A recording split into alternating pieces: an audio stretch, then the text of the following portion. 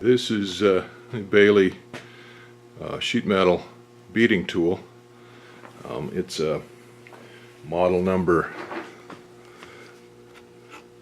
BR-18M-1B. But basically it's the same thing as you can get from Harbor Freight or Eastwood or any of the other companies. The cheap ones, the Chinese made ones. And supposed to be good for, I think, up to 16 gauge metal. But I think what I've seen, most people don't get too good a luck out of it with the heavier metal, but should work fine for what I need for right now. It's just the aluminum. Now it comes as a kit just like that with what are there, 6 sets of rollers, 3 different sizes of bead rollers, and 3 different sizes of flange rollers. And they're not polished up or anything, they just have a phosphate coating on them, so they're a little bit rough. This is probably okay for steel, but probably I want to use tape on them for using on the aluminum so they don't score. Of course, they've still got plastic coating on the aluminum, so it'll probably be alright. So anyway, that's what I got from Baileigh's. It was a little more expensive than the Harbor Freight one, but it came with that nice stand, and that's the reason I got it. So you could see that the beading tool came in one box, which is the same style boxes you find at Harbor Freight, and then the stand came in a second box, and I don't know, it's probably made in China too, but it's a pretty nice little stand. It's got 4 feet down there that stick out off the base that are bolted into it, and then there are holes in there where you can bolt it down to a floor or put a bigger pad on it or something. But I'm not going to need to do too much pushing on it or anything, so that should be okay. So this was pretty nicely painted, and it was chipped. Paint's chipped in a couple of spots on the handle and on the frame. Now the handle comes off from it. It comes separate in the package, and it just screws on with this set screw. And there's a flat milled into this bottom shaft for that. And then there's the 2 gears. They're held on with set screws. And I got a collar on this end for holding it on, and bearing blocks with zerts on them for grease fittings, and then bearing box on this end with zerts in them. And then there's this is the hold down clamp to set the pressure on the rollers. Now there's no way, you just have to lift this arm, this shaft up and down by hand to take the pressure off and to change the rollers. There's no spring on that or anything, so that would be a good modification to do, is put a spring on there. Might put a little UHMW tape or something on the back side of that too, because you can see where it's already rubbing just from what I've been playing with it here. Might have to polish that bearing block up a little bit. These bearing blocks are held on with pretty good sized bolts on this side, and they were loose. Of course, if this one has to be loose to allow that to go up and down. I suppose you probably should tighten that down a little bit to lock it down once you get it set. And the back one here has to be loose because that arm has to pivot on that too, but it doesn't have to be as loose as the front one. So these collars are held on with set screws, and you can see that lower shaft, the collar was set out about almost an inch, 3/4 of an inch from that bearing block, and so this lower shaft slides in and out, so that needs to be adjusted. There are flats milled into this end of the and they're kind of rough mills into the shafts for the set screws on the rollers. Now the rollers have a set screw in them. And I looked at them when I unpackaged them, and all the rollers were didn't have any set screws in them except the two that were mounted on the machine. I thought maybe I had to take the set screws out of them, but the set screws were all in a little package of plastic separately. It could have easily get lost in the packing because it just looked like a big gob of plastic. Rollers are also held on with a large washer and a nut that screws in on the end, and they're pretty poor quality. You can see that nut there was misshape. It wasn't punched out right or something. It doesn't have good flats on it. So anyway, they're pretty poor quality. I see a lot of guys change those out to a socket head cap screw instead. Now when I mounted that on that stand, I was sitting there looking at it and I noticed it was cattywampus. So there's quite a bit of play in these holes, these mounting holes here, so to get this set straight. Not that it makes too much difference, but anyway, there's mounting holes on there, and there's slop in them, so you can set this straight before you tighten them up. These take a 5/8 inch wrench. I don't know what these take here, but most of the stuff is metric. Now the feet down there are 4 thick pieces of steel. I think they're 3/8, and they have countersinks in them for the 4 bolts that mount into the base.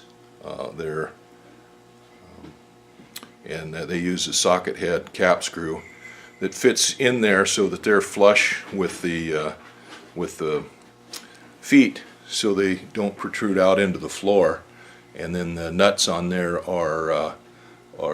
they take a 13mm wrench and they tighten up real nice. So that thing sits pretty nice and flat. Floor a little bit off, might be the floor, but anyway, it's it could be stood to put on a bigger pad. So anyway, I'm going to try to figure out how to work this thing, and first thing I'm going to do, I cleaned it all up. It was covered with preservative oil. The stand was not. The stand was pretty clean, but the machine was all covered with preservative oil. It was pretty nasty, so it took me a while to clean it all up with some paint thinner on some rags and wipe it down. The same with each one of the rollers. They were all covered in oil, preservative oil, and so they're all cleaned up now. Okay, here's the bearing block, and it's just I don't know, might be aluminum bushing in there. There's no bearings in it or anything, it's just a bushing. This bearing block is a little bit rough on the back side of it, so I'm going to take the file and smooth that off a little bit, maybe a little sandpaper and smooth it off a little bit. Well, I took this down a little ways, wound up taking it down a little ways, and I decided that I wanted, before I started using it, one of the things I wanted to do was to put a spring in there to raise that roller rod up and down a little easier, and it was dragging a little bit here on this bolt where it goes through, and a little bit here. So what I did was I took these blocks off, and I just took a file and dressed the sharp edges around them, and cleaned those up a little bit. Took the roughness off them. That one I might need to polish a little bit more. And then I took some Teflon tape, UHMW tape, and I put on this block, and that'll help it slide up and down with less resistance on that. But I also took and drilled a hole in this block here and tapped it for a 1024 screw, and then I'll take a 1024 cap screw. I got some socket head screws there and this spring, and I'll attach the spring onto that screw right there, and then I tapped a hole here in the frame of the roller, the main frame, and tapped it, drilled and tapped it, and I'll put a screw in there, and then I can hang this spring up from that, and hopefully that'll help that come up and down a little easier. I had a whole kit of springs there right here that I bought from Harbor Freight years ago, but none of those springs had enough strength in it to do what I wanted it to do. So I wound up having to run to town and grab a new one. So I'm going to put these two screws in here. They're hex socket head screws, and I'm going to put them in part way in, and then I'm going to put a little bit of thread locker on them to hold them so they don't back out, because they're not going to be put in tight. So anyway, I've taken these rollers out of there, and like I said, these bearings on here are just bushings in here, not real bearings, but they're fairly smooth. They're steel. I checked them with a magnet, and but we'll get them together and get them greased up and get it working. So anyway, I'm going to put a little bit of UHMW tape, Teflon tape on the face of this one, and then I'll go ahead and bolt it back up. The next thing we'll probably do is make a T-handle on this nut here. I mean, on this bolt here that holds pressure down against this block. Maybe get a longer one and put a bolt or a rod across there, weld on there, so that it can turn it without getting a wrench out every time. And then the same thing back here on this nut with the bolt that goes back in this block. If I weld a handle on it, then I can lock and unlock that easier. Well, as long as I got this apart, I might as well dress it up a little bit. These gears, where they're machined, the gear teeth are cut, got rough, sharp edges on them, and that was, I think, rubbing against those blocks, the bearing blocks on there. I took the one already and did it. Take the file and smooth off these edges a little bit, and then I put a piece of UHMW tape on that, so where it rides against that pillow block there, and so that should make it ride a lot smoother. Hey, I got that gear dressed up, and I put a little bit of tape on it. Now these gears, one side of them is not near as bad as the other side as far as being rough. So I suppose the off side on the machining process is probably the rough side, and the side that's facing where the cutters go is probably not so bad. So, but anyway, that should help. We'll take this handle and put it on there.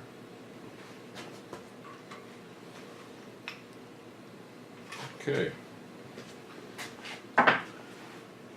Oh, that should work a little better. Oh yeah, not near as much noise as there was. Now I'll spray a little bit of chain lube on there.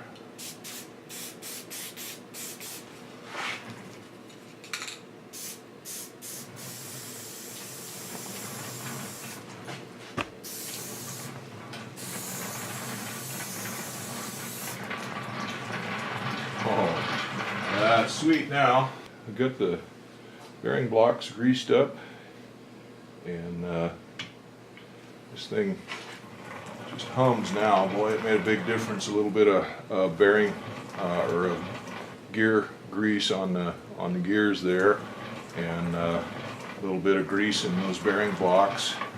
Those Teflon tape back there for shims on the back for it to turn on, and it's sweet now. And we got the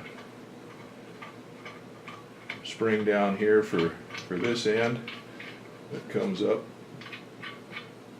It doesn't come up all the way. I could use a shorter spring. I shorten that spring up a little bit. That's a heck of a lot better than it was.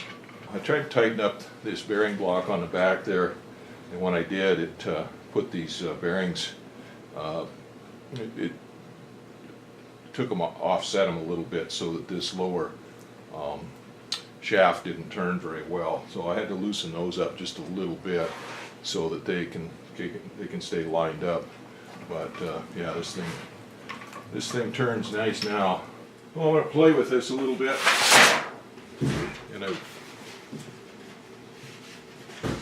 It's going to be cold out there tonight. Oh.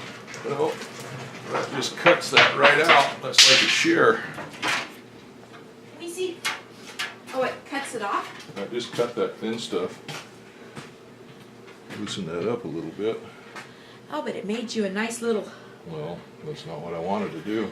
Okay, this is pretty thin aluminum. But try it again.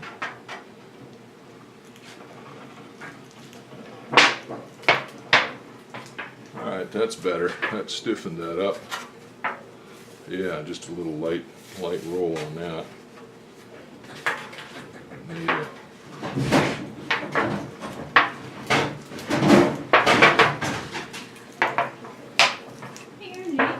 Okay, do that light.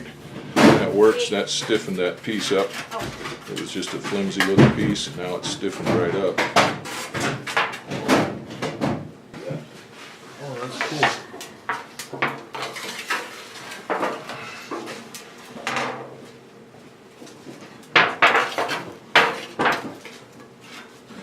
I thought you only had as much throat as these here, and I'm like, oh man, Yeah. that's not very good. But you got this whole thing for a throat here. Yeah. Okay. Yeah.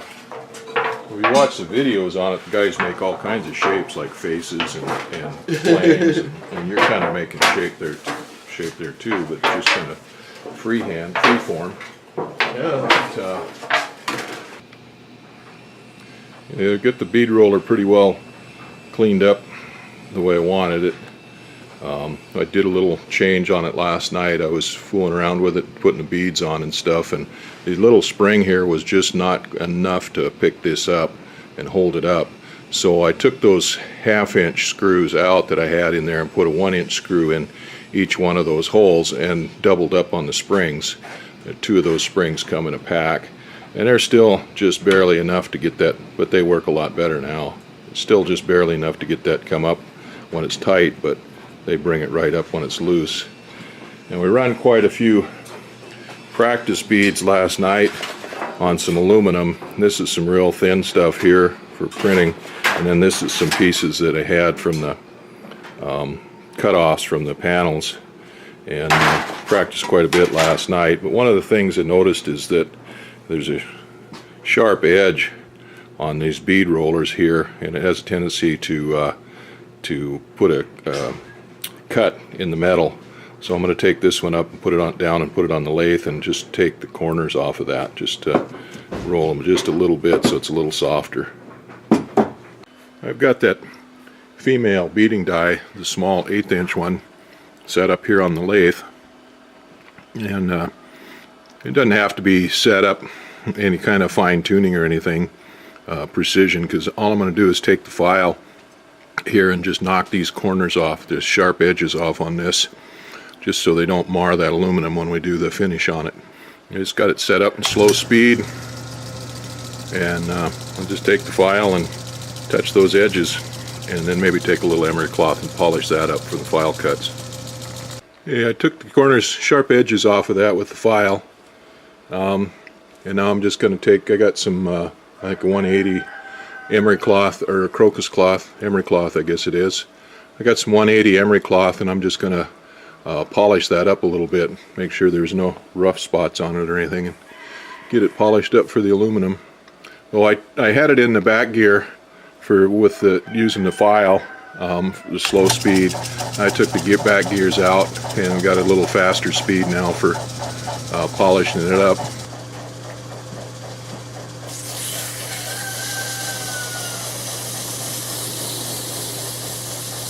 That looks better than it did. I think I'm going to polish that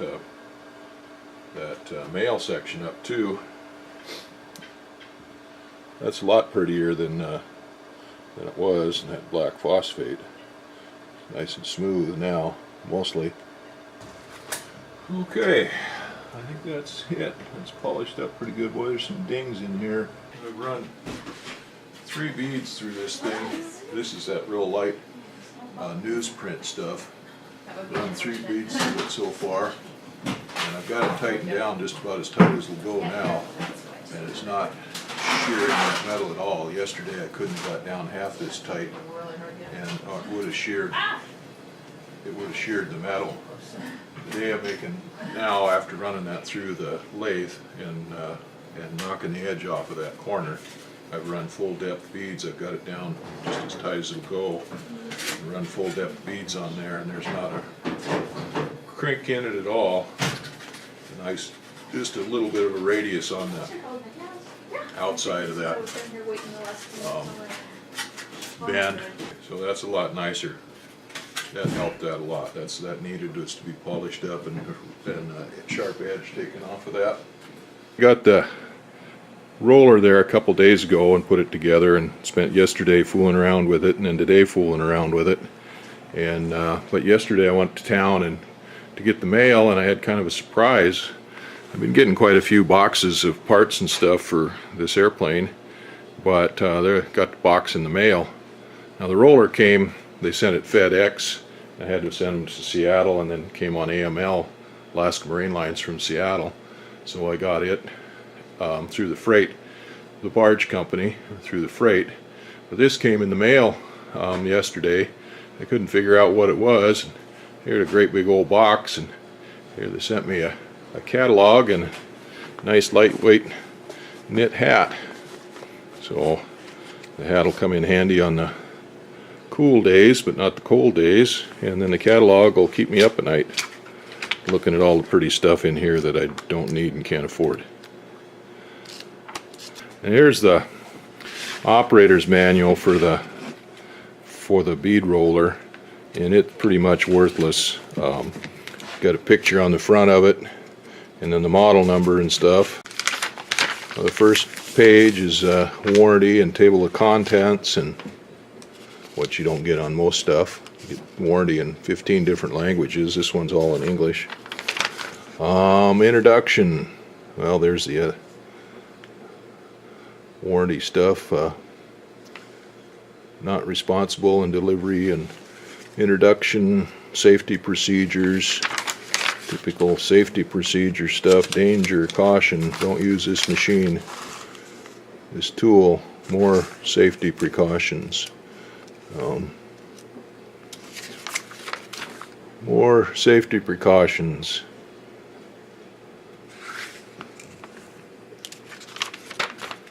There's general unpacking and contents, and tells you what things are, and then a general thing on bead rolling, and there's a parts breakdown. That's just a picture parts breakdown. And there's the parts numbers, but there's nothing on there on how to put the thing together at all. There's no instructions for the stand, and no instructions or anything other than that for the whole thing. So you're on your own on these. But we figured it out.